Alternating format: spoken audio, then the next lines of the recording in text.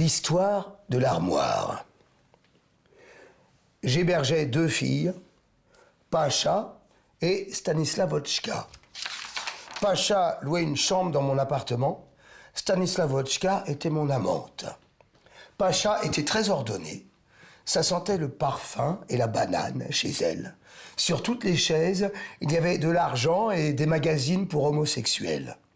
Lorsqu'elle sortait, Slavusenka et moi admirions son parfum et ses boucles d'oreilles que nous prenions précautionneusement avec nos doigts sales. Stanislavotchka, elle, était tout sauf soigneuse. Elle passait souvent la nuit dans un entrepôt sous une espèce de bâche. Le matin, elle ramassait des mégots, les fumait jusqu'au bout et partait au travail après avoir fouillé dans les ordures. C'est pourquoi, souvent, le temps lui manquait pour faire sa toilette matinale. En plus, elle était très vulgaire. « Saniok, si on vendait les pierres de Pacha pour s'acheter à boire ?» demanda-t-elle en grattant sa poitrine épanouie. Puis, examinant son ventre, « Aïe, qu'est-ce qui m'est sorti là? On dirait des boutons. Putain de punaise, si ça se trouve, c'est le sida. » « Tu devrais te laver plus souvent, répondis-je. Dans la cuisine, Pacha, la filiforme, dévorait un cheeseburger accompagné d'un milkshake, tandis que dans la chambre, nous, les épaisses, on buvait de la vodka, on croquait des cornichons, on lâchait de gros éclats de rire rauque, chacune passant la main sur les cuisses opulentes de l'autre. « Je vais me coucher, mais d'abord je m'habille bien chaudement, » dit Stanislavotchka, et elle se mit à enfiler ses grosses chaussettes de laine qui sentaient bon la rose. Ses mains étaient couvertes d'une belle couche de crasse urbaine. Elle bossait comme balayeuse sur l'avenue du Nouvel Arbat. Pacha, elle, dans un McDo, naturellement. Moi, je consignais les bouteilles vides, touchais le loyer, baisouillais en échange de victuailles. Bref, nous étions toutes les 3 des femmes d'affaires à la santé plutôt fragile. Pacha toussait terriblement la nuit, après avoir passé sa journée derrière un comptoir ouvert aux 4 vents, avec sa coiffe sur la tête. Stanislavotchka et moi étions sujettes à des crises d'hystérie, avions toujours la goutte au nez et mal au rein à force de porter des trucs lourds. Slavoussia avait attrapé des rhumatismes pendant son service militaire au bataillon de construction. Elle tremblotait des jambes en dormant. Pacha, elle, s'était fait réformer. Peut-être qu'elle était malade pour de vrai, je ne sais pas. Slavoussia était incontinente, avait le teint cramoisi. Moi, j'avais des tics nerveux, je bégayais. Cela ne nous empêchait pas de jouir de la vie par moments, de nous prendre dans les bras, de pleurer chacune sur la veste en cuir déchirée de l'autre, ce qui nous procurait également un grand plaisir, ou de nous faire des cadeaux.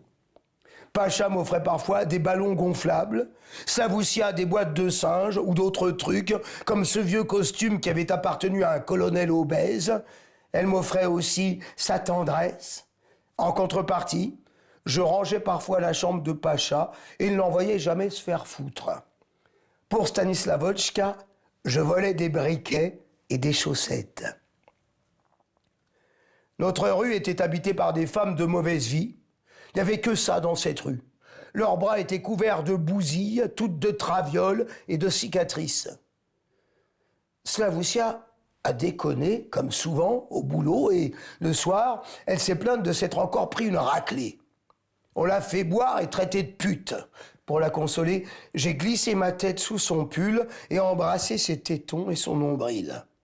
Elle avait des poils clairs et drus sur le ventre, mais elle a mis du temps à s'exciter.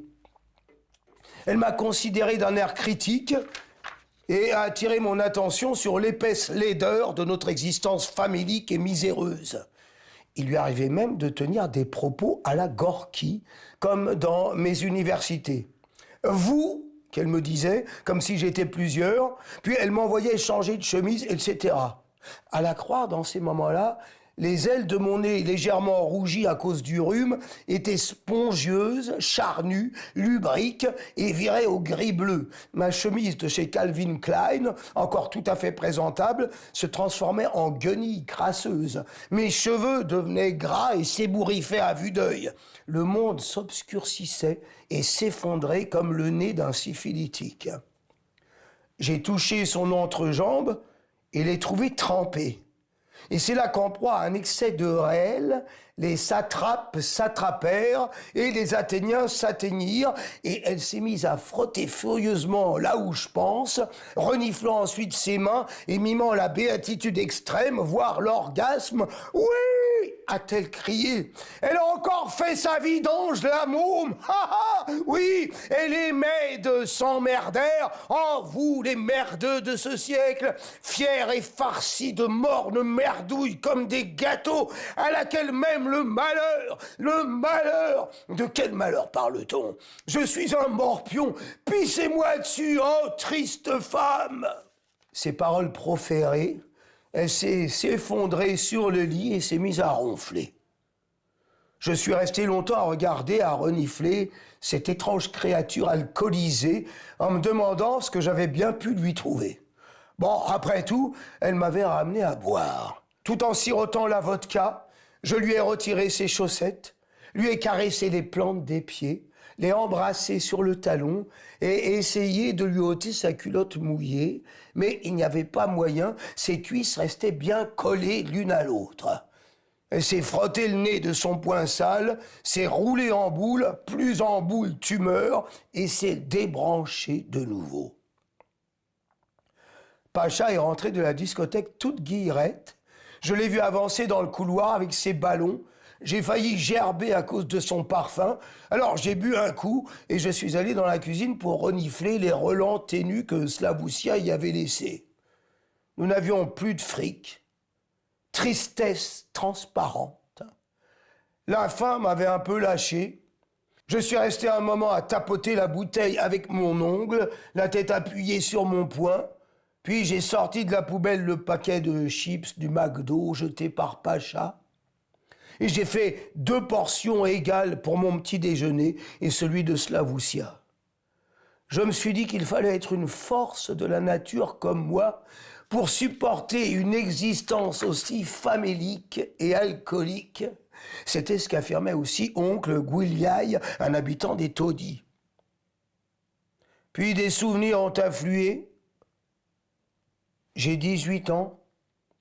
Je me fais virer de chez moi parce que dans la cour, sur la demande de Vitia Komarov, mon amour d'alors, j'ai soulevé ma jupe. Notre immeuble appartenait à un ministère. Mes parents redoutaient le déshonneur. Il y avait plein de monde dans la cour. Les joueurs d'accordéon et de balalaïka de l'orchestre des instruments populaires, ils passaient leur soirée en picolant avec des chanteurs et des danseuses à la retraite qui s'étaient recyclées comme poétesses. Il y avait aussi le physicien Hartmann qui, lui, ne buvait pas. Il n'avait d'ailleurs rien à voir avec le ministère, mais aimait écouter les conversations des autres et observait attentivement les parleurs à travers ses grosses lunettes. Bon, c'est vrai que je n'étais pas à la rue. Mes parents avaient trouvé un compromis en sacrifiant un minuscule appartement encombré, obtenu en échange de surfaces habitables complémentaires. Ce n'était pas une coopérative, bien sûr, juste un local utilisé pour stocker des vieux meubles et journaux. À l'époque, je ne savais que baiser, manger, boire, lire, laver mes culottes. Je connaissais quelques poèmes du programme scolaire. Commença dès lors un quotidien meurtrier. J'ai traversé toutes sortes d'étrangetés. La faim m'empêchait de dormir et, pour couronner le tout, Vitia a été arrêté. Ils ont raison ceux qui disent qu'une personne affamée est prête à tout. Vint un moment où je me décidai à aller chez mes parents pour manger. Les préparatifs furent rapides. Je bus un coup, maquillai les cernes bleues sous mes yeux. En fait, je fis tout cela dans l'ordre inverse. Enfilai une veste et m'y rendis, montrant dans le métro un petit calendrier de l'année précédente à la place d'un titre de transport. Les voisins festoyaient encore dans la cour, parlaient bécards et chefs d'orchestre. Je leur dis bonjour à tous à voix haute et bien distinctement, mais personne ne me reconnut. C'est Hartmann qui se réveilla le premier, lui qui était pourtant presque aveugle. « Mon Dieu, mais c'est notre Sachenka !»« Bonsoir Sachenka, comme tu as changé !» Tous se tournèrent vers moi et restèrent bouche bée. J'avais les cheveux coupés ras, j'étais devenu vulgaire, maigrichonne à certains endroits, bouffie à d'autres. Je portais la veste noire toute poussiéreuse de Vitia, une casquette. J'étais pieds nus dans mes caoutchoucs, rectification, dans mes bottines, oui, mes bottines. J'avais une dégaine de mec, j'inhalais la fumée de ma cigarette sans retirer celle-ci de ma bouche. Mes yeux rétrécis brillaient d'un éclat famélique, mes mandibules remuaient sans cesse, on voyait poindre les premières rides de chagrin, mes joues s'étaient creusées, signe de volonté, et ces creux promettaient de se transformer également en rides. Voilà. Était-ce normal? Non, je vous l'accorde. Ensuite, tout se passa bien. Mes parents trièrent rapidement la nourriture, me refilèrent tout ce qui était gâté, me donnèrent des sous pour le métro, la moitié d'un pain, le gilet de grand-père. S'ensuivit une scène qui faisait penser au tableau de Makowski. Rendez-vous. Tout le monde me regardait manger un sandwich à la viande fumée dans le couloir. Je le tenais de mes deux mains. J'étais une bonne femme bien forte avec une grosse tronche. Et pourquoi n'allais-je pas travailler avec cette gueule, ce cul, ce con? Après tout, j'attendais quoi? Combien de temps ça allait durer, bordel? Je me prenais la tête pour des conneries, je passais mon temps à traîner avec un bouquin, je me faisais des fêtes dans le genre de l'émission Teen et Tonic. Bonjour, aujourd'hui, nous allons célébrer la fête de la zézette. Il fallait partir. Je m'en allais pour vivre plus avant. À présent, en pensant à tout cela, j'ai dévoré machinalement ma portion matinale de chips et de me traiter de tous les noms. J'ai poussé l'odorante Slavoussia vers le mur, me suis calé contre elle comme dans un fauteuil et j'ai commencé à tomber dans le sommeil. Elle m'a enlacé, m'a caressé.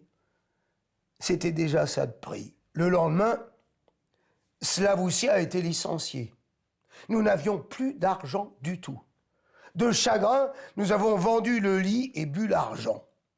À présent, nous dormions sur l'armoire. Pour y accéder, il fallait grimper sur un escabeau. Son dessus était dur, étroit, avec des espèces de caches-vis et des clous sortis du bois qui pénétraient dans nos corps et déchiraient nos habits vétustes.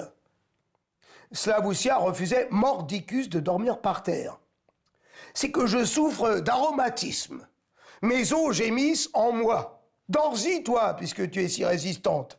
Mais je n'étais pas résistante du tout. J'étais ramollie par l'alcool et j'éprouve pas dès la première nuit, malgré mon équipement approprié.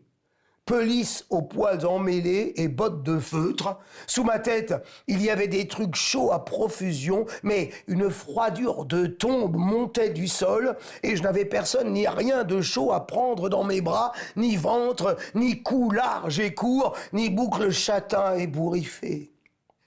J'étais abruti, accablé par le froid, je n'en pouvais plus, j'avais de la fièvre, mais ça avait du bon, car Stanislav Volchka avait déchiré sa chemise de nuit, en commençant par la poitrine, bien sûr, pour me faire des compresses de vodka, en suçotant d'un air méditatif les bouts de chiffon usagés, chauffés par mon corps. Il y avait une chose que nous n'avions jamais osé faire. Boire l'eau de Cologne de Pacha. Elle sentait vraiment trop fort, comme l'urine de renard sans doute. Une fois guéri, j'ai rejoint Slavoussia sur l'armoire. Cela a inauguré de nouveaux tourments. On luttait pour dormir près du mur.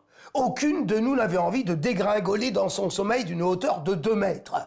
Elle avait de la chance, cette salope, aux cartes et dans tous ces trucs-là. Quand on tirait à la courte paille, elle gagnait toujours la place près du mur, ou bien elle la négociait. Elle s'est habituée rapidement à la protection tout risque, s'est mise à dormir profondément et parfois à pisser sur l'armoire.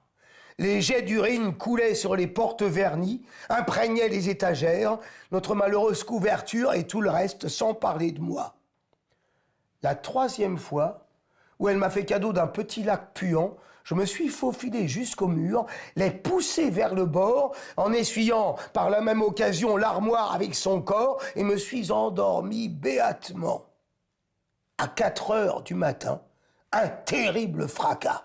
Ah, putasserie de punaise! Tremblote de la baise! Que tu te fasses enculer par un cheval à travers 3 palanches! Qu'on te fourre un hérisson dans la chatte jusqu'aux oreilles! Je me meurs!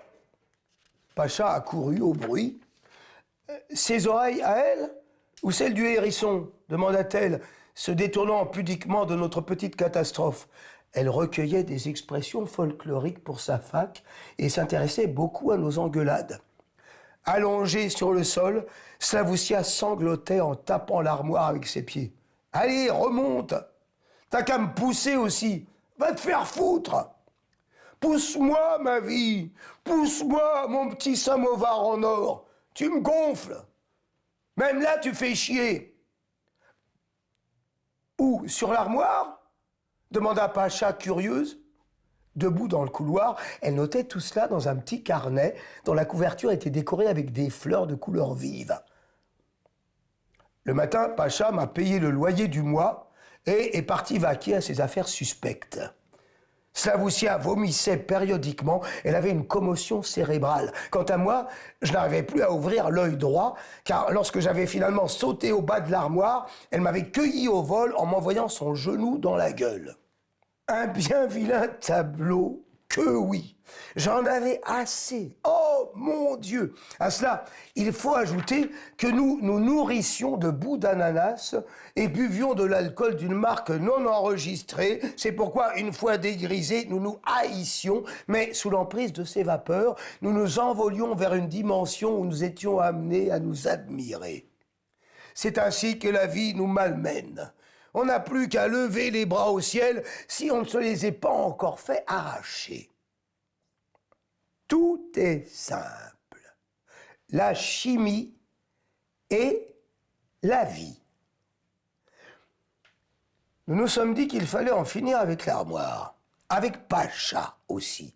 Nous en avions assez de l'une comme de l'autre. Toutes les deux étaient grandes, étroites, vernies et ne buvaient pas à part de l'urine. Nous n'aimions pas ces genres d'individus. Nous avons tenu jusqu'au soir sans tomber dans le coma éthylique et avons élaboré un plan. Pacha à peine rentré, Stanislavochka a claudiqué jusqu'à elle sur ses guibolles de cow-boy pour l'inviter à partager notre festin. « Dis voir, Pachouta, qu'elle a demandé. Tu en as ramassé de la thune au McDo. Fais pas chier, file-nous une paire de hamburgers à partager en 3, on s'occupe du reste. » Elle était déjà éméchée, abrutie. Elle restait allongée et buvait des coups. Moi, au moins, j'avais fait une lessive pendant ce temps. Oui, je crois que j'en faisais des fois. J'avais peur qu'elle gâche tout, mais non. Nous avons réussi à dissoudre le comprimé. À 10 heures, Pacha était KO. À 11 heures, nous l'avons tirée du petit canapé à 2 places où elle s'était endormie et l'avons hissée sur l'armoire. Ça n'était pas compliqué. Nous étions épaisses, nous en avions vu de toutes les couleurs et avions connu la prison préventive où nous étions très respectés. Stanislavochka et moi, nous sommes couchés sur le canapé dans des draps propres et pendant quelques instants, nous sommes restés figés de béatitude. Après quoi, l'effet pervers du confort, nous nous sommes tournés cul contre cul, nous avons encore gigoté un petit moment comme des chiens qui creusent un trou dans le sable et... Putain! Qu'est-ce que j'aime dormir! Parce qu'alors, cette vie disparaît et moi, qui ressemble à un balai dégarni, je disparais aussi. Ainsi que notre amour semblable à une mèche flottant dans l'alcool au labo de chimie. Je rêvais que j'avais arrêté de voler, que je m'étais acheté des sandales romaines avec plein de lamelles toutes fines et avais refilé mes bottines à la traductrice alcoolique de l'étage de dessous. Car il fallait bien que quelque chose change. À 4 heures du matin, un terrible fracas retentit dans la pièce voisine, suivi d'un petit gémissement, puis le silence. Nous nous sommes ébroués, nous avons accouru comme 2 soldats en entendant l'alerte et nous n'avons pas été déçus du voyage. Un petit jet Bordeaux s'écoulait de la bouche de Pacha. Nous l'avons achevé à coups de tabouret. La force de Slavoussia m'épatait. Tuer quelqu'un avec un tabouret. Après, tout s'est passé comme d'habitude.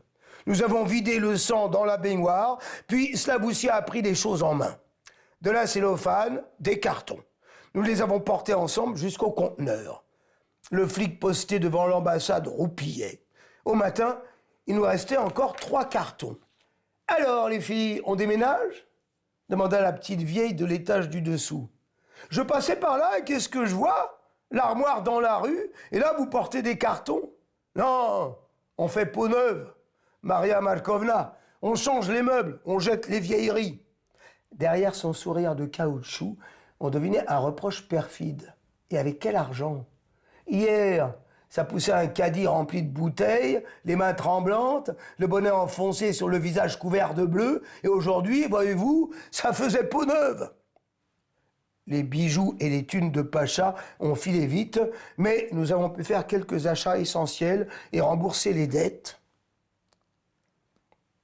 Nous avons rénové l'appartement, acheté des jeans en flanelle et un réveil de voyage.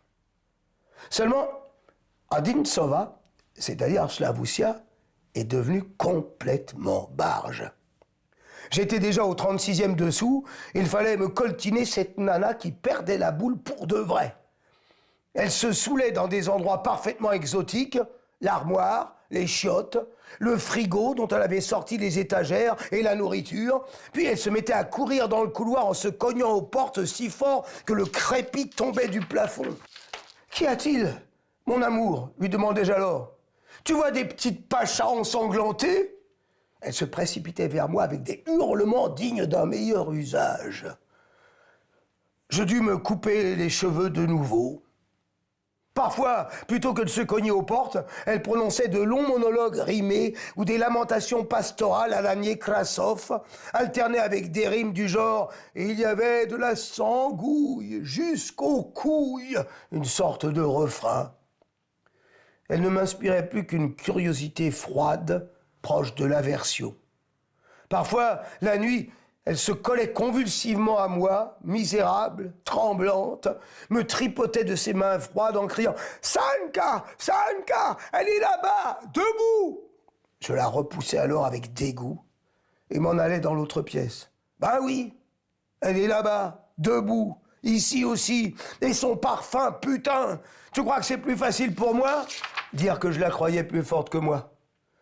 Que je lui passais tous ses caprices, trouvant que c'était plus simple. À présent, c'était une espèce de flaque merdeuse. J'ai alors décidé de mettre fin à notre amor spiritus. Je ne lui ai plus ouvert ma porte. Je me suis teint les cheveux, car je ne pouvais plus supporter ma tête toute blanchie.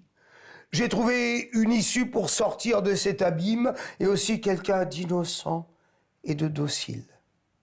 Et je ne dors plus sur les armoires. Sofia Kupreshina.